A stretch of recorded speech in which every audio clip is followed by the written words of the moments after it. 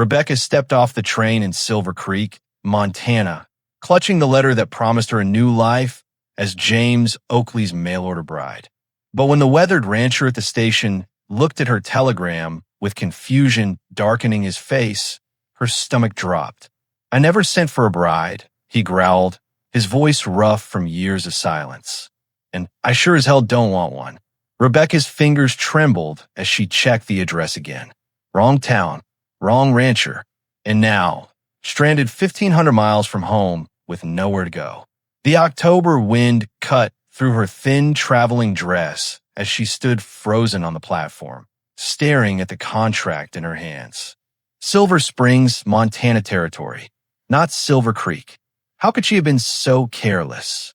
The train conductor had called out the station name, but she'd been so nervous, so lost in her thoughts about meeting her future husband, that she'd simply grabbed her trunk and stepped off without thinking twice. James Oakley stood before her, tall and broad-shouldered at 35, with dark hair touched with silver at the temples despite his relative youth. His face was weathered from years under the Montana sun, and his blue eyes held a wariness that went bone deep. He looked like a man who'd forgotten how to smile, forgotten how to do anything but survive. Behind him, a boy of about 10 years peered around his father's legs, eyes wide with curiosity. "Ma'am, I don't know what kind of mix-up this is," James said, his voice tight and controlled. "But you need to get back on that train and head to wherever you're supposed to be." He took a step back from her, as if her mere presence made him uncomfortable. His hands clenched at his sides, and she noticed they were shaking slightly. Rebecca's throat tightened as she watched the train pull away from the station, its whistle echoing across the valley. "That was the only train this week," she whispered. "The station master said the next one doesn't come through for 3 weeks. 3 weeks. James's face went pale. The boy tugged on his father's coat, but James seemed not to notice. He ran a hand through his hair, looking anywhere but at Rebecca. No, that's not possible. There has to be another way to get you to Silver Springs." The station master, an elderly man with kind eyes, shook his head. "Silver Springs is 200 miles north, different county altogether. Stagecoach might get her there, but that'll cost you near about $50, and it don't run but once a month. Just missed it by 2 days." Rebecca felt the world tilting beneath her feet. She had exactly $3.17 to her name. Everything she owned was in the battered trunk at her feet. "I can't afford that," she said, her voice barely above a whisper. "I can't afford anything." "Pa," the boy said, finally getting his father's attention. "Pa, what's happening? Is she really supposed to marry someone named James Oakley like you?" "Hush, Ethan," James said sharply, then seemed to catch himself. He softened his tone. "Go wait by the wagon, son." The boy hesitated, looking between his father and Rebecca with open fascination, then slowly walked toward a weathered wagon hitched to 2 horses. James turned back to Rebecca, and for just a moment, she saw something like panic in his eyes before he shuddered it away. "Miss, I'm sorry for your trouble, truly I am, but I can't help you. You'll need to find accommodation in town until you can sort out your travel." Rebecca nodded, fighting back tears. She'd left everything behind in Philadelphia. Her teaching position at the girls' school, gone when the school closed. Her small room at the boarding house, given up when she couldn't pay the rent after her father's death left her with nothing but his debts. She'd answered the mail-order bride advertisement out of pure desperation, seeing it as her only chance at a new life, a fresh start. And now this. She lifted her chin, summoning what little dignity she had left. "Is there a boarding house in town, sir? Somewhere inexpensive?" James's jaw tightened. "Mrs. Peterson runs a place on Main Street. $3 a week, meals included." He paused, seeming to calculate something in his head. "That's $9 for 3 weeks. You got that kind of money?" Rebecca felt her face burn with shame. "No, sir. I have $3 total." The silence stretched between them, heavy and uncomfortable. James looked like he wanted to be anywhere else in the world. He kept his distance from her, a good 5 feet at least, as if she carried some kind of contagion. Rebecca had never felt so unwanted, so utterly alone. "Pa," Ethan called from the wagon. "You can't just leave her here with no money and nowhere to go." "Ethan, I said hush." James's voice cracked like a whip, but there was something desperate in it.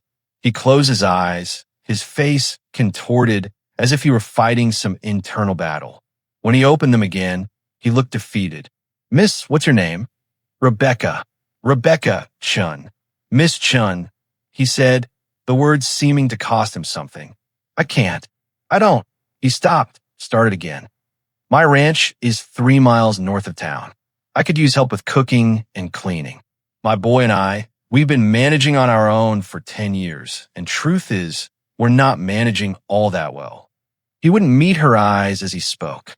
"I can offer you room and board for 3 weeks, just until the next train comes. You'd stay in a barn loft, and you'd work for your keep. That's all I can offer. Nothing more." Hope flickered in Rebecca's chest, fragile and desperate. "I'm a hard worker, Mr. Oakley. I can cook, clean, mend clothes. I won't be any trouble, I promise." "Trouble," James muttered under his breath, then louder at the barn loft. "You stay there. We don't speak unless necessary, and you stay out of my way. 3 weeks, Miss Chun. Not a day more." "Thank you," Rebecca breathed.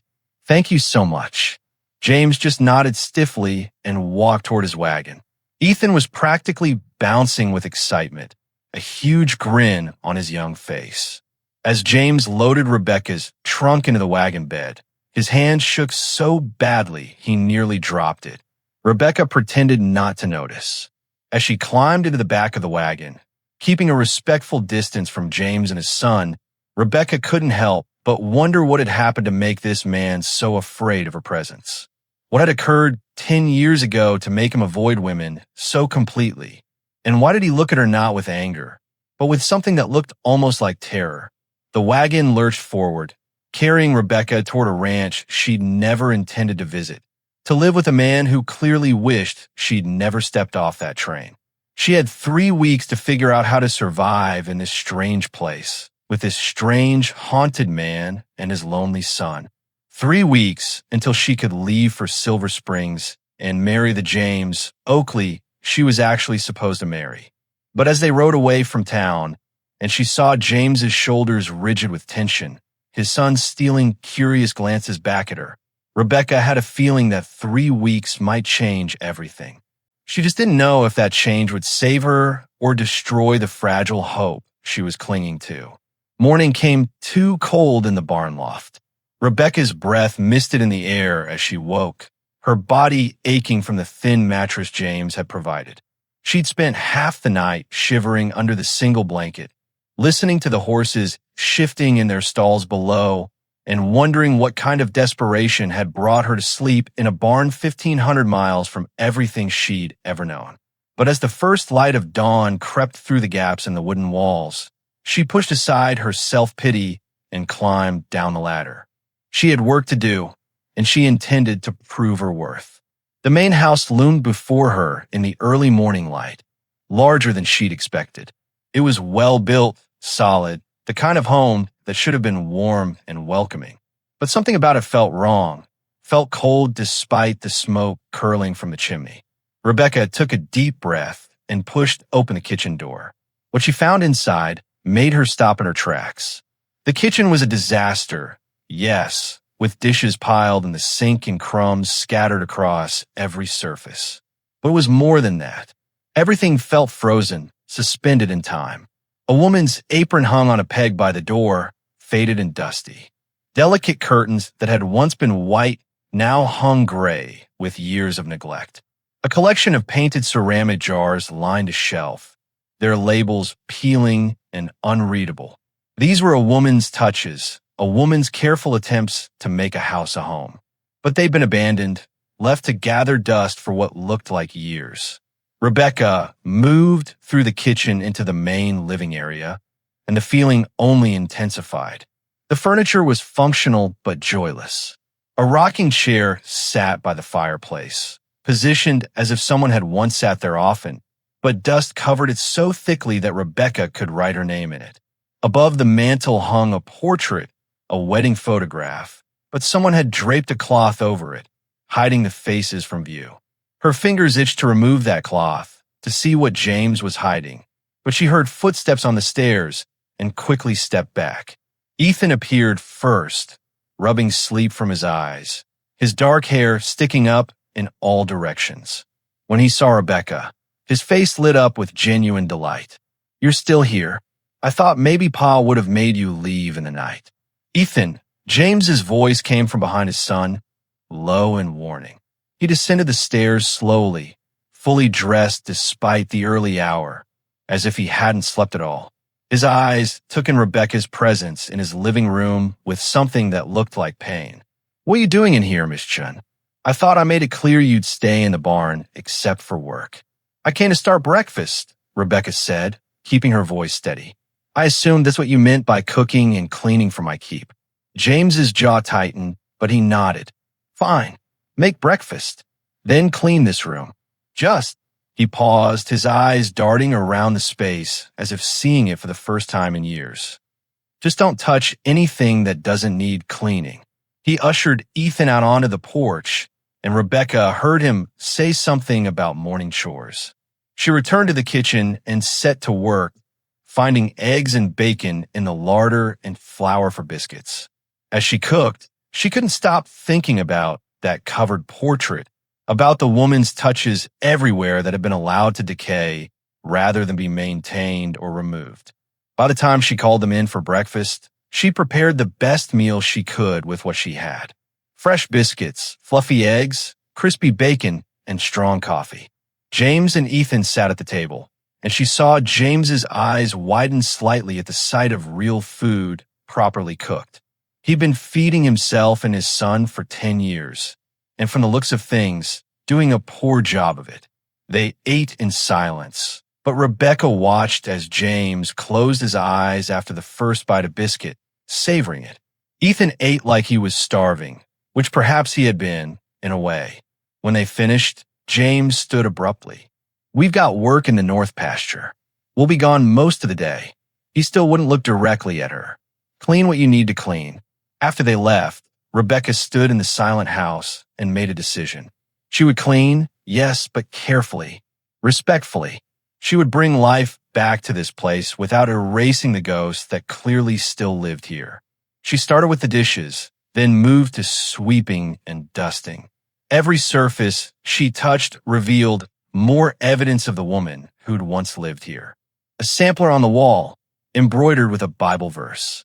A collection of river stones on the windowsill, each one smooth and beautiful. A piano in the corner, covered with a sheet and locked shut. Rebecca ran her fingers along the piano's dusty cover, wondering what kind of music had once filled this house. She was dusting the mantel, carefully avoiding the covered portrait when she saw it. A small music box, tucked behind a stack of old newspapers. It was beautiful, made of polished wood with delicate inlay. Without thinking, Rebecca picked it up and opened it. The mechanism was stiff from years of disuse, but still worked. A tinkling melody filled the room, sweet and sad, and Rebecca found herself frozen, listening. It was beautiful. It was heartbreaking, and she didn't hear James come back in. "What the hell do you think you're doing?" His voice was like thunder. Rebecca spun around, nearly dropping the music box. James stood in the doorway, his face white with rage and something deeper, something that looked like raw agony. "I said don't touch anything." "I'm sorry, I was just dusting and I found it and I—" "That was Catherine's." His voice cracked on the name. "My wife's. Everything in this house was hers, and you have no right." He stopped, his hands clenched into fists at his sides. He was shaking, his whole body trembling with emotion he'd clearly kept locked away for years. Rebecca carefully closed the music box and set it down. "Mr. Oakley, I apologize. I didn't mean any disrespect.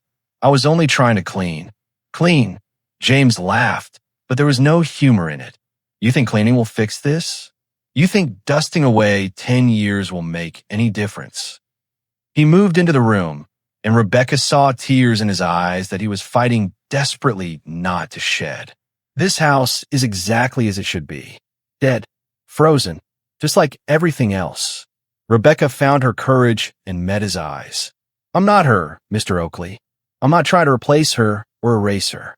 But this house isn't a tomb, and you and Ethan shouldn't have to live in one. You don't know anything about it, James said, his voice dropping to barely above a whisper. You don't know what it's like to lose someone because of your own stupidity, your own pride. To know that if you just done things differently, just swallowed your damn ego, she'd still be alive. Rebecca's heart clenched. What happened to her? James was silent for a long moment, staring at the covered portrait above the mantel. When he spoke, his voice was hollow. Fever. She got sick, and I thought I could handle it. Money was tight, and I was too proud to ask for help, too stubborn to ride for the doctor in town. I kept saying she'd get better, that I'd take care of her myself. By the time I finally broke down and went for help, it was too late. His voice broke. She died in our bed while I was gone. Ethan was just 2 years old. He doesn't even remember her. I'm so sorry, Rebecca whispered. Sorry doesn't change anything, James said. I killed her as surely as if I'd put a gun to her head. And I swore I'd never let another woman get close enough to hurt like that again. I swore I'd never risk it. He looked at Rebecca, then really looked at her for the first time since she'd arrived. And then you show up by mistake, needing help. And I'm fool enough to let you stay. He shook his head. 3 weeks, Miss Chun. That's all. 3 weeks. And then you get on that train and go to Silver Springs and marry whoever you're supposed to marry. And I go back to my life. The life I deserve. He turned and walked out, leaving Rebecca standing alone in the silent house. The music box sat on the mantel, closed now, its melody silenced. But something had changed. James had spoken his wife's name. He'd told her the truth he'd been carrying for 10 years. The wall he'd built around himself had cracked, just slightly. Rebecca looked around the room, at all the traces of Catherine that James had preserved like a shrine. She had 20 days left. 20 days to help this broken man see that punishing himself wouldn't bring his wife back, that living wasn't a betrayal of the dead. 20 days to bring light back into this frozen house. She picked up her dust cloth and went back to work. But this time, she left the music box exactly where it was, and she didn't touch the covered portrait. Some things she was learning had to be revealed in their own time. The music box incident changed something. James stopped avoiding her quite so obviously, though he still kept his distance. Rebecca decided. If she only had 3 weeks here, she'd use them to bring life back to this house, whether he wanted it or not. Over the next week, Rebecca made small, deliberate changes. She uncovered the windows James had kept shuttered, letting sunlight stream through rooms that had known only shadows for 10 years. Fresh wildflowers appeared on the table each morning. James would stare at them during meals, but never complained. She mended his clothes with actual care, noticing he'd worn holes in his work shirts for years rather than ask for help. The biggest victory came when James started eating meals inside. Still silent, still guarded, but present. One evening, their hands touched, reaching for the same dish. James jerked back as if burned, then didn't leave the table. "Why do you care?" he asked roughly, breaking days of silence. "You'll be gone in 2 weeks. Rebecca met his eyes steadily. "Because everyone deserves to live, not just exist." Something flickered across his face, gratitude, maybe, or fear. Then the storm hit. Rebecca was checking the horses when she heard the wind shift, violent and sudden. She rushed to secure the barn doors, but a rotten beam gave way with a crack like gunfire.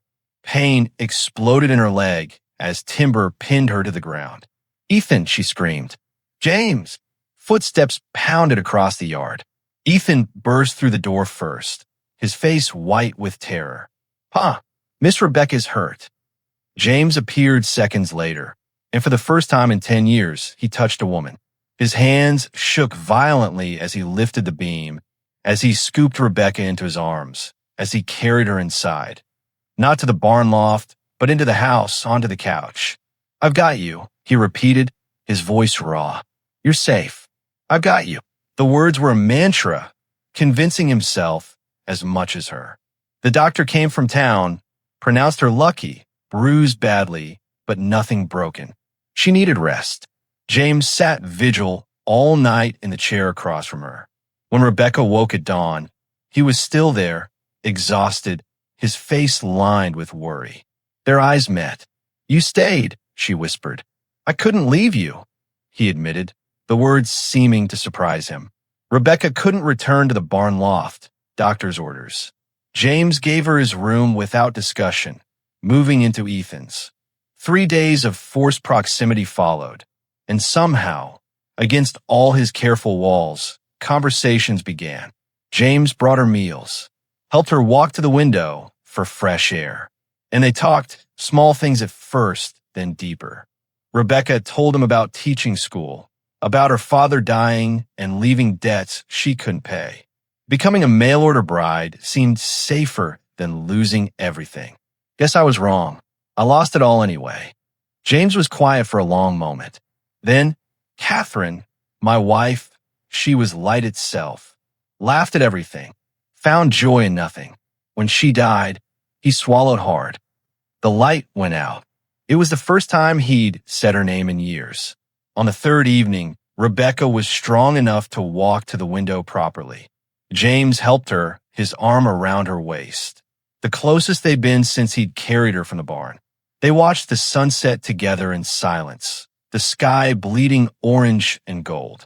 Then James said quietly, maybe I've been in the dark so long, I forgot what light looked like, until it showed up by mistake. Rebecca's heart pounded. She turned to look at him, but he was still staring at the horizon, his jaw tight with emotion he didn't know how to express. She had 10 days left, 10 days before she boarded that train to Silver Springs and married a man she'd never met, a man whose contract she was legally, morally bound to honor. But standing here in James Oakley's arms, watching the sun set over his frozen life that was finally beginning to thaw, Rebecca realized with stunning clarity. She got on the train looking for a home. She just hadn't expected to find it at the wrong station. Rebecca recovered quickly, but something had shifted permanently. The walls James had built for 10 years were cracking, and both of them felt it. With only 9 days remaining, every moment became precious and dangerous.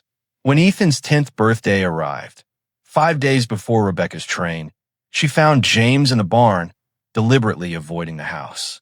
He's your son, Rebecca said quietly. He deserves to know his father can still feel joy.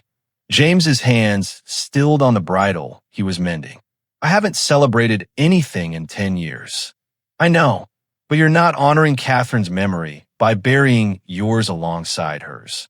His jaw worked. What if I've forgotten how? Then we'll remember together. That evening, Rebecca baked a cake, the first in the house since Catherine died. When Ethan walked in from checking fences and saw candles flickering on the table, his eyes filled with tears.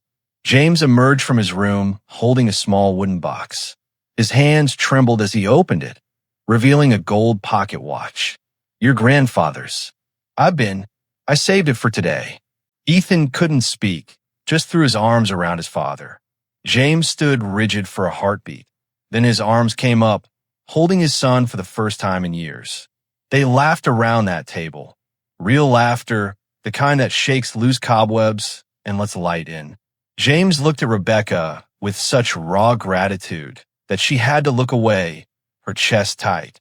When Ethan blew out the candles, he closed his eyes. I wish Miss Rebecca didn't have to leave. The room went silent, everyone thinking the same impossible thing. That night, James found Rebecca on the porch, staring at the stars.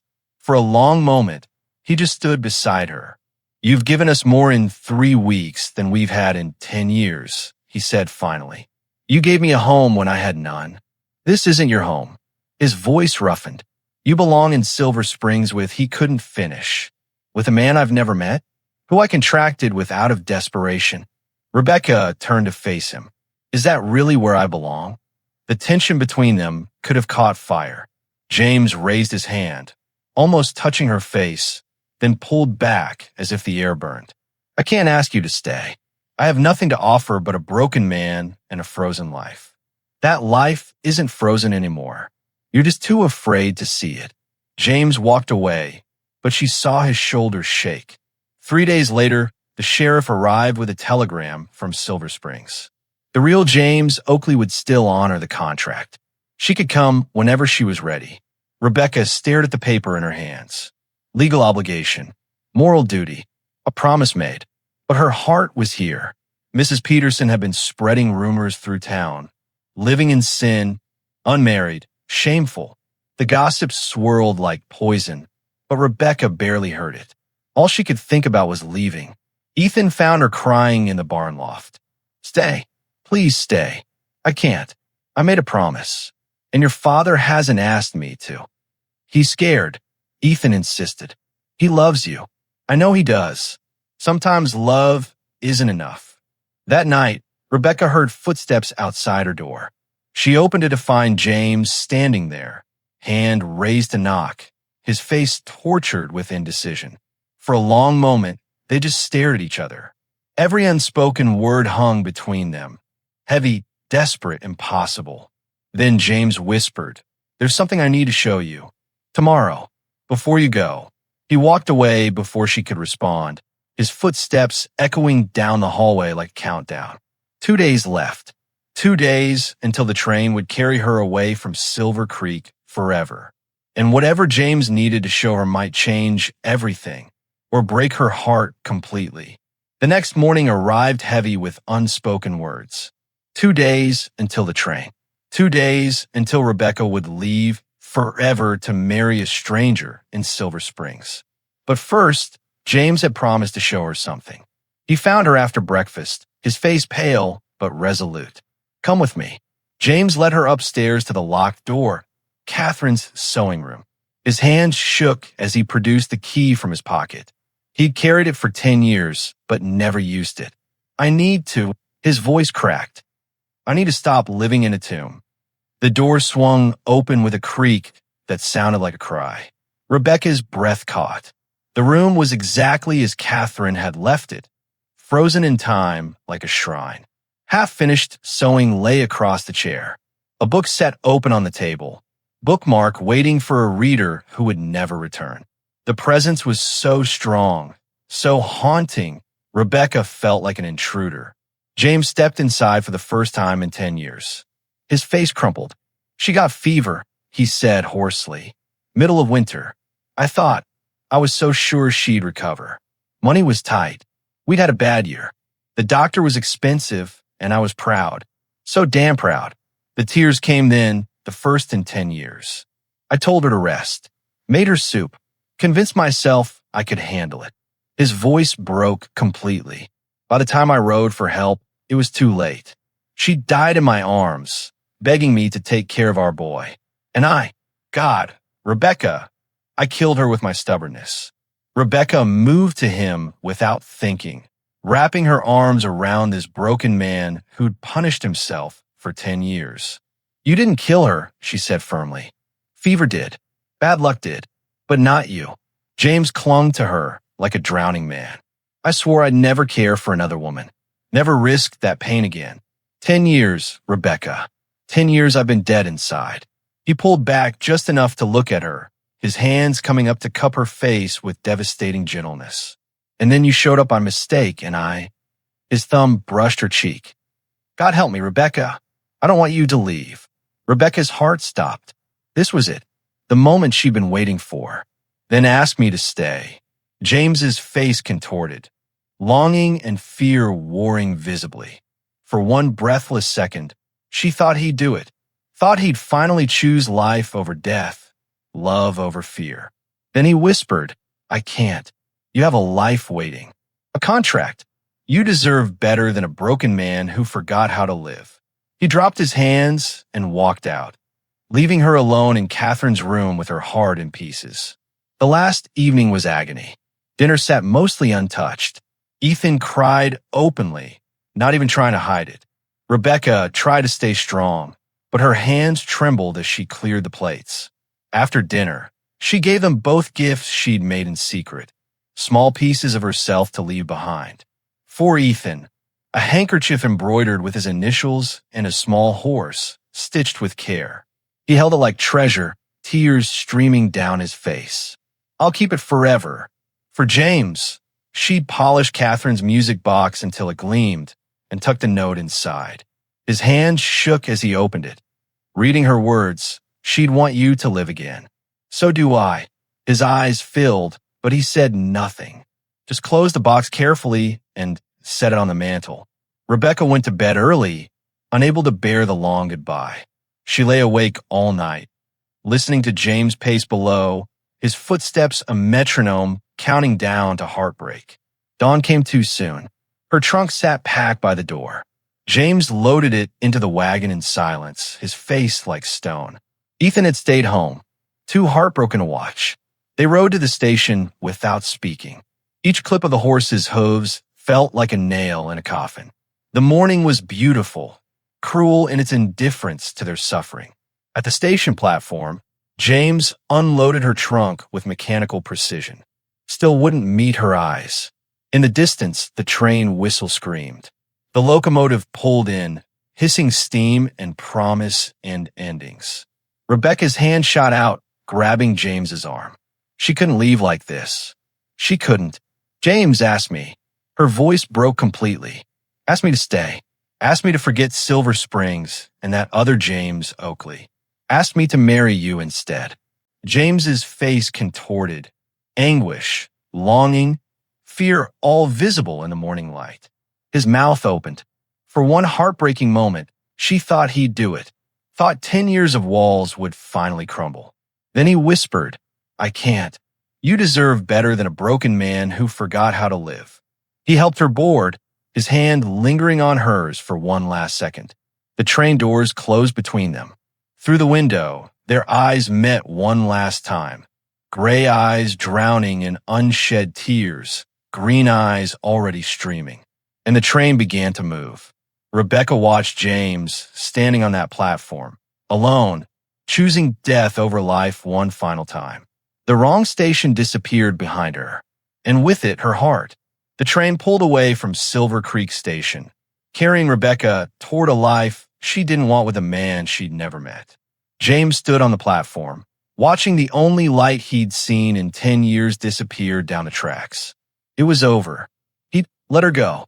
He'd done the noble thing, and it was destroying him. James climbed into the wagon, picked up the reins with numb hands, and started the long ride home. The sun was bright overhead, mocking him with its warmth when everything inside him had gone cold again. Colder than before, because now he knew what he was missing. Now he knew what light felt like, and he'd chosen darkness anyway. The horse plodded forward. James stared at nothing. Empty. Dead inside. Again. He'd gotten so good at being dead. Halfway home, he saw a figure running down the road toward him, waving frantically. Ethan, out of breath, face red, eyes wild with desperation. James pulled the wagon to a stop. Son, what? Pa! Ethan grabbed the side of the wagon, gasping for air. What are you doing? She's gone, son. James's voice was flat, hollow. It's done. You love her. Ethan shouted, and James flinched at hearing it said aloud. And you just let her go? She has a contract, a commitment. I can't ask her to break. You can. Ethan grabbed his father's shirt, shaking him. Make her a better offer. Give her a reason to stay. Ethan, Ma would want you to be happy. Tears streamed down Ethan's face. I want you to be happy. Don't you understand? You've been dead for 10 years, and I've had to watch it. I've had to live in that tomb with you. James stared at his son, really looked at him for the first time in years. Saw the pain there, the loneliness, the desperate hope. Ma would hate what you've become, Ethan said, his voice breaking. She'd hate that you've wasted 10 years punishing yourself for something that wasn't your fault. She'd hate that you're doing it again right now, letting happiness slip away because you're too scared to reach for it. Something cracked in James's chest. A sound like ice breaking after a long winter. It's too late, he whispered. She's already Train hasn't picked up full speed yet. Ethan pointed down the road. It's still crawling out of the valley. Ride, Pa. For once in 10 years, fight for something. James looked down the road where the train had disappeared, looked at his son's desperate, hopeful face, looked at his own hands, hands that had been empty for so long. He'd forgotten they could hold anything. Catherine's voice echoed in his memory, clear as bells. James Oakley, you're the stubbornest man alive. Don't you dare waste the life I'm leaving behind. Her last words, before the fever took her, before the light went out. Don't waste it. He'd wasted 10 years. He wouldn't waste another second. James didn't think, just acted.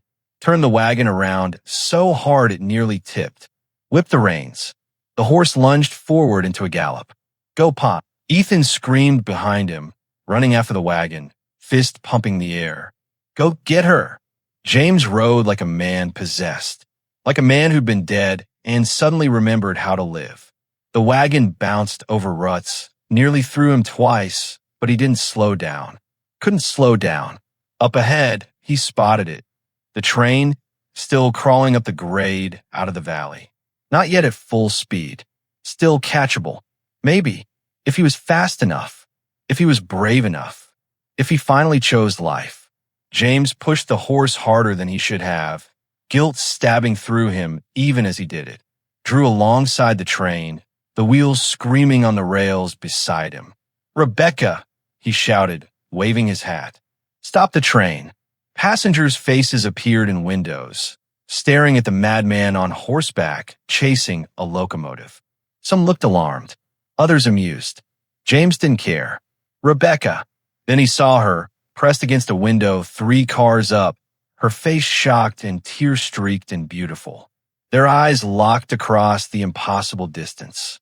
Rebecca didn't hesitate, didn't think, just grabbed the emergency cord and yanked with all her strength. The train's brakes screamed like dying metal. The locomotive shuddered, lurched, slowed.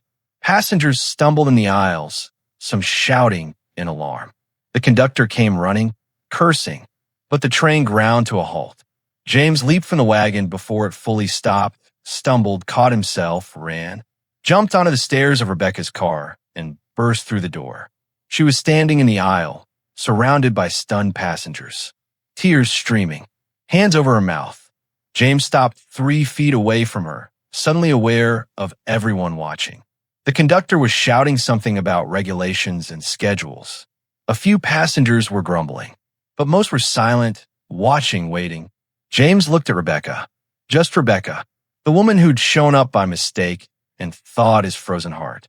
The woman who'd given him back his son, his home, his life.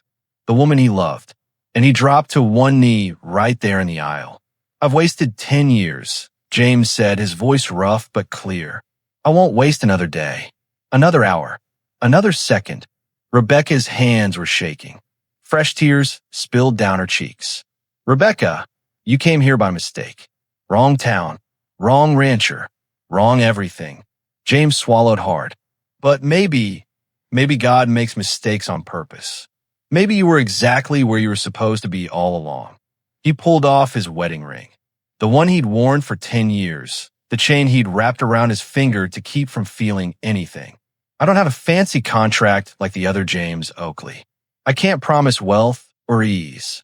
I can't even promise I won't be scared sometimes, or that I'll always know the right words. He held out the ring, simple gold, worn smooth with years. But I can promise you a man who'll spend every single day learning to be the husband you deserve. A man who'll choose life with you over death without you. A man who loves you so much it terrifies him, but who's finally brave enough to say it anyway. His voice broke. Marry me, Rebecca. Not because you have to, not because of some contract or obligation, but because I'm asking you, because I'm choosing you, because I love you. The train car was dead silent. Rebecca was crying so hard she could barely see, but she was also laughing, that sound of joy breaking through pain. I already chose you, she whispered, the moment I decided to thaw your frozen heart. The moment I walked into that house and saw a man who'd forgotten how to live and decided to teach him. She held out her hand, Yes, yes, James. I'll marry you. James surged to his feet, pulled her into his arms, and kissed her like a man who'd been drowning and finally found air. Rebecca kissed him back with everything in her, all the hope, all the love, all the stubborn determination that had brought them here. The train car erupted. Passengers cheered, clapped, whistled. An elderly woman dabbed her eyes with a handkerchief. A young couple held hands, grinning. Even the conductor was smiling despite his grumbling about schedules and regulations. Well, the conductor said dryly, I suppose this counts as a legitimate emergency. James and Rebecca barely heard him. They were too busy holding each other, laughing and crying at the same time, kissing between words. I love you, James whispered against her hair. I love you. I love you. I know, Rebecca said, pulling back to look at him, really look at him. The fear was still there in his eyes, but so was hope. So was love. So was life. I've known for weeks. I was just waiting for you to figure it out. James laughed, a real laugh, the kind that shakes loose the last chains of grief. I'm a slow learner. Lucky for you, I'm a teacher. The conductor cleared his throat. Folks, I hate to interrupt this touching scene, but either you're getting back on my train to Silver Springs or you're getting off. Make a choice. James looked at Rebecca. Rebecca looked at James. Off, they said in unison. Hand in hand, they walked down the aisle toward the door. Passengers called out congratulations, blessings, advice. One old man pressed a flask into James's hand with a wink. For the wedding night. They stepped off the train together and stood on the empty tracks, watching as it pulled away, carrying Rebecca's trunk, her contract, her old life towards Silver Springs. Ethan came running up the road, having followed as fast as he could. When he saw them standing together, holding hands, he let out a whoop of joy that probably echoed all the way to town. You did it, Pa. You actually did it. James pulled his son into a fierce hug, then pulled Rebecca in too, his family complete at last.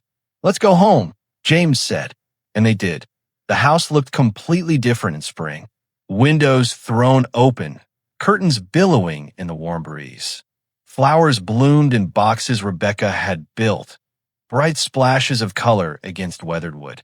The porch had been repaired, painted, turned into a place for living instead of hiding. Inside, the transformation was even more complete. The covered portrait was gone.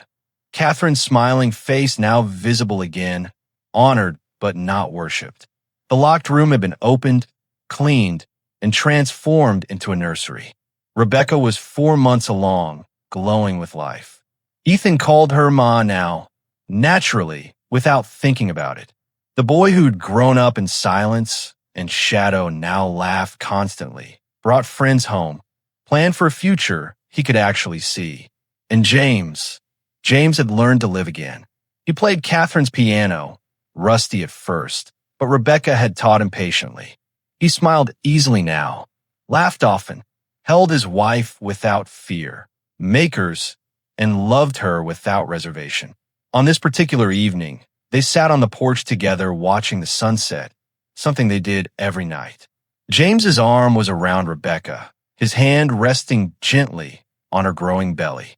Ethan sat on the steps, whittling something, whistling tunelessly. Best mistake I ever made, Rebecca murmured, was getting off at the wrong station.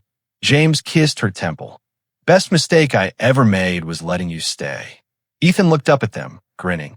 Best mistake I ever made was running after Pa's wagon that day. Thought my lungs would burst. They laughed together, the sound carrying across the ranch, warm and alive and whole.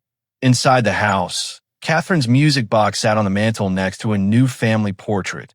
James, Rebecca, and Ethan, with Rebecca's hand on her belly, promising new life to come. The note Rebecca had left inside the music box was gone now. James had taken it out, read it one final time, then burned it ceremonially. He didn't need it anymore. Didn't need the reminder. He was living again. They all were. As the sun set over Silver Creek, painting the sky in brilliant oranges and golds, James pulled Rebecca closer and whispered, Sometimes the wrong turns lead us exactly where we belong. Rebecca looked up at her husband, this man who'd been frozen for 10 years until a mistake brought him back to life, and smiled. Always, she said, always. And somewhere, in the fading light of evening, it was easy to imagine Catherine smiling too.